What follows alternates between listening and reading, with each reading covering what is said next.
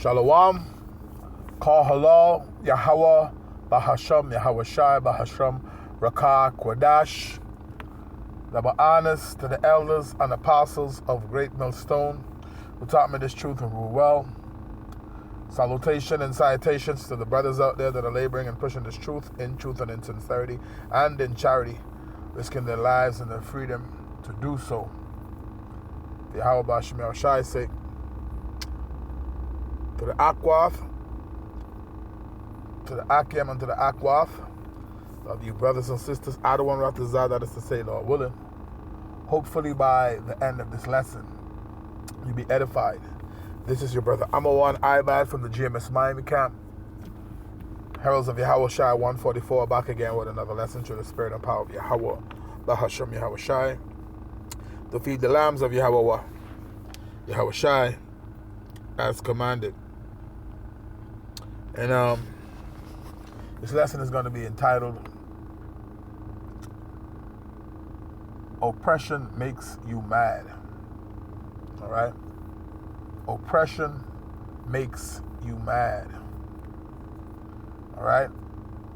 As we know the scriptures say. I said in the scriptures.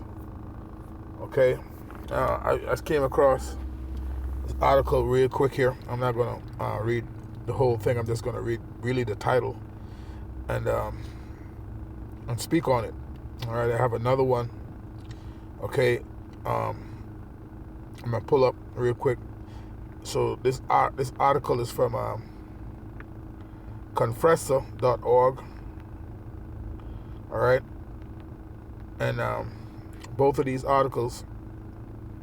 All right, I pull up another one on Google. So let me put a quick disclaimer out there real quick. None of these articles that I'm about to read, the title, all right, I don't own any of these articles, all right, I don't have rights to any of these articles, all right, I'm not receiving any monetary gain, all right, from this. This is just for educational purposes. So my disclaimer is the Copyright Act of 1976, fair use.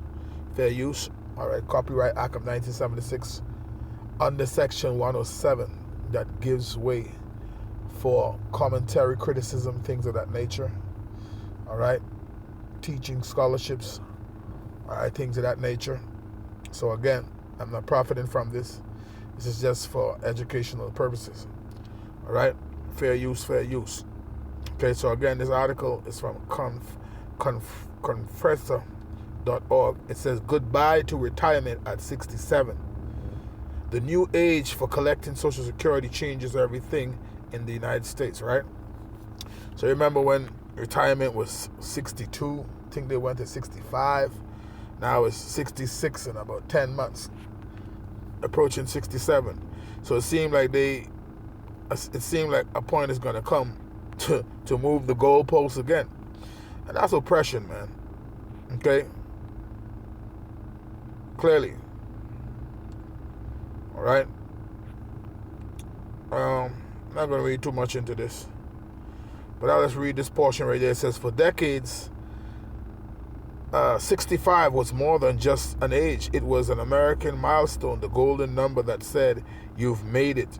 Clocked out, collect your Social Security and start that beach life you've been picturing since your 40s. Oh my.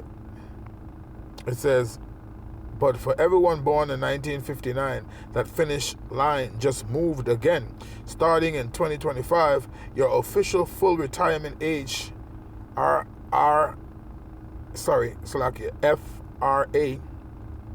full retirement age, FRA, rises to 66 years and 10 months.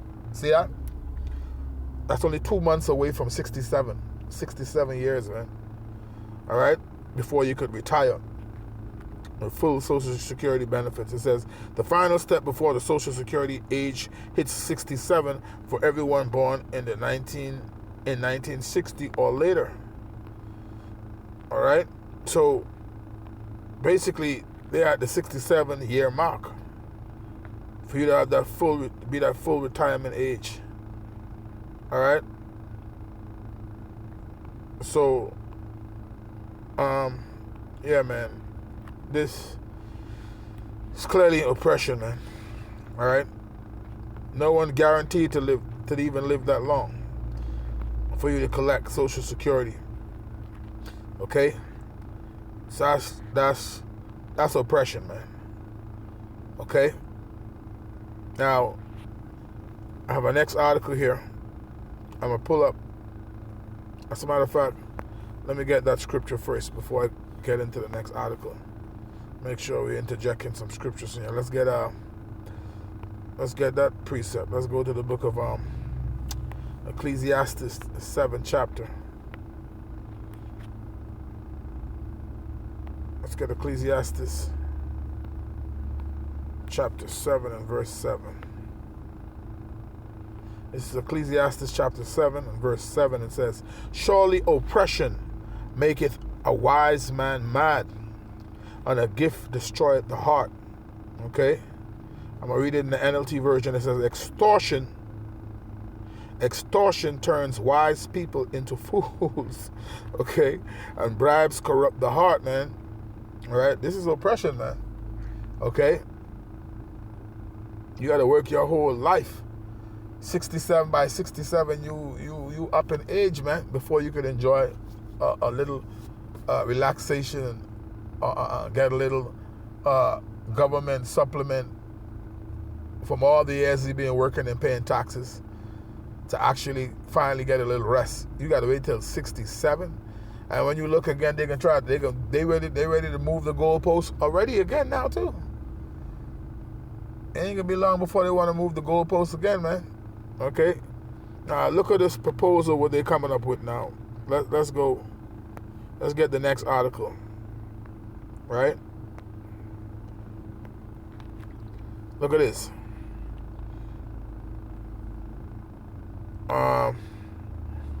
It says, is Donald Trump proposing a 50-year mortgage? Trump eyes 50-year mortgage in game-changing move for home buyers.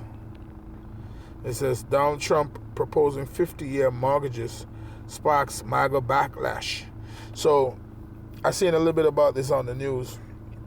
All right, what's the lady name again? I forget her name. But she was saying how what's her name again, man?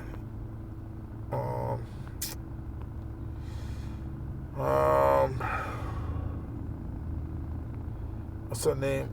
I forget her name. I forget. She under the Trump administration, but I forget her name.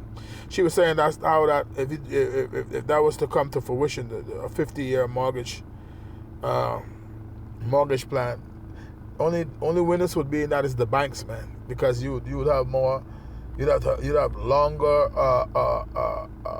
longer years of paying interest rates, which is true. You'd have longer years of interest rates. All right, you ain't know if you can live 50 years to actually own your house.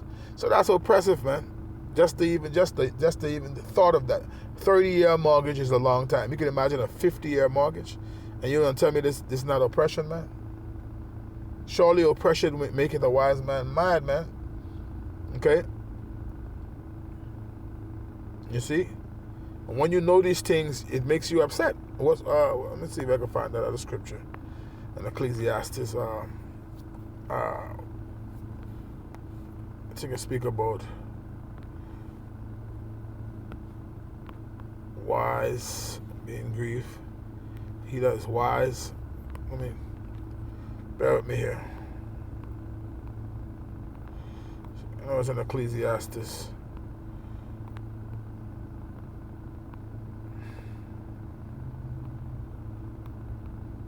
Let's see if I could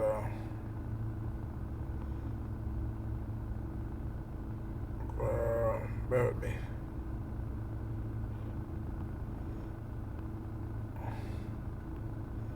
See if I can locate that scripture.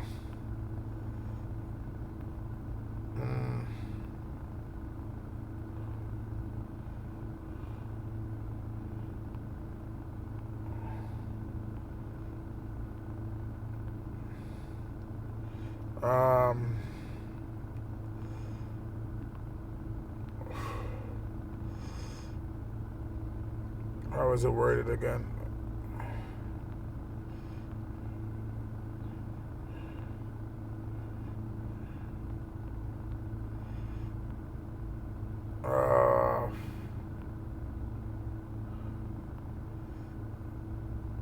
Bear with me 1 second.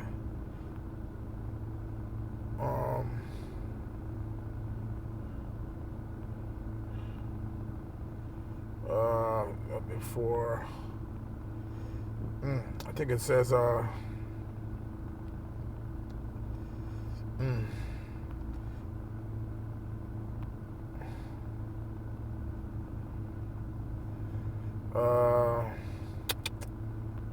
with me, I think I'm getting close.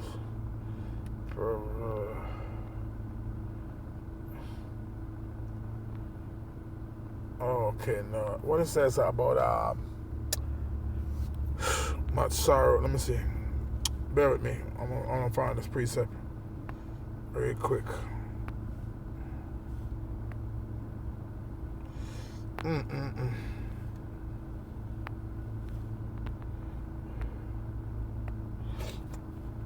It's eluding me for a second here. Let's go back to Ecclesiastes.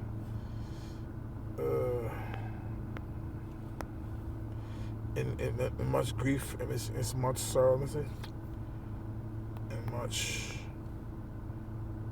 hold on. Much sorrow. I think it says.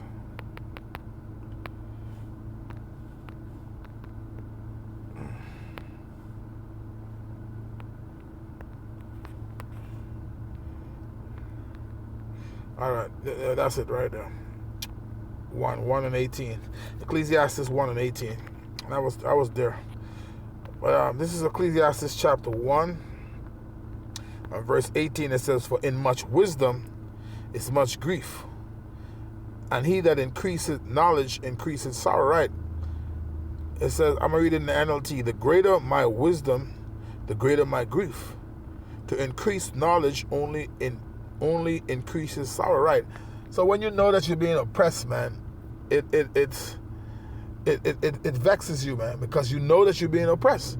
When you see people coming up with proposals like things like a 50-year mortgage, who's that serve? That only serve the bankers, man. That only serve the elite. That doesn't serve poor people, man. A 50-year mortgage, that's oppression, man. Surely oppression maketh the wise man mad. The fact that you would even think to come up with something demonic like that. Okay, a 50-year mortgage. That's bullcrap, man. That's pure oppression, man. And the scriptures tell you how, all right, they speak loftily concerning oppression, man. Look at this shit, man. What do you think about a Trump's 50-year mortgage proposal? 50 years, bro? The retirement is at 67 right now for you to retire with full Social Security. You can imagine you got to wait till you're 67 to retire and have to deal with a 50-year mortgage, man. The American dream is an American nightmare, man. We need to get out of here, man. We need the Lord to return, man. This is ridiculous. Okay? So, in closing, let me get a scripture. Let's go to the book of Psalms. Psalms, the 73rd chapter. Okay, we could read a little bit of that, and we could bring it to a close. Because this man, concerning oppression, he speak loftily, man. He don't give a damn. Okay, look what happened with the SNAP. Some of the states them start to issue the supplemental nutrition. What's the SNAP against supplemental nutrition? Supplement nutritional. Something I forget the acronym. The acronym, but I forget the terms for it. Assistance program, yeah. Supplemental nutritional assistance program. Some of the states them issue out some of those things to some of those people across certain states, and they actually try to get them to stop doing that. And meanwhile, people are hungry. That's straight oppression, man. All right? But it says, I started verse 4. So this is why they do what they do, man. Because this their rulership and they're doing what they want to do. But that's wicked. It says, for there are no, verse 4, Psalm 73 and 4 says, for there are no bands in their death, but their strength is firm. They are not in trouble as other men. Right, see, they got money. They ain't got to worry about eating. It says, neither are they plagued like other men. Therefore pride compasseth them about as a chain. See, violence covereth them as a garment. Their eyes stand out with fatness. They have more than heart could wish. Right, so SNAP is not going to affect them. Not having no money doesn't affect them. They have money, so that even government being shut down don't affect them. They got money. You see? Verse 8, it says, they are corrupt and speak wickedly concerning oppression. They speak loftily. See, that's the point, man. They don't care about your oppression, man. They speak loftily about that. Verse 9, it says, they set their mouth against the heavens, and their tongue walketh through the earth. Therefore his people return hither, and waters of a full cup are wrung out to them. And they say, how doth the Most High know? And is there knowledge in the Most High?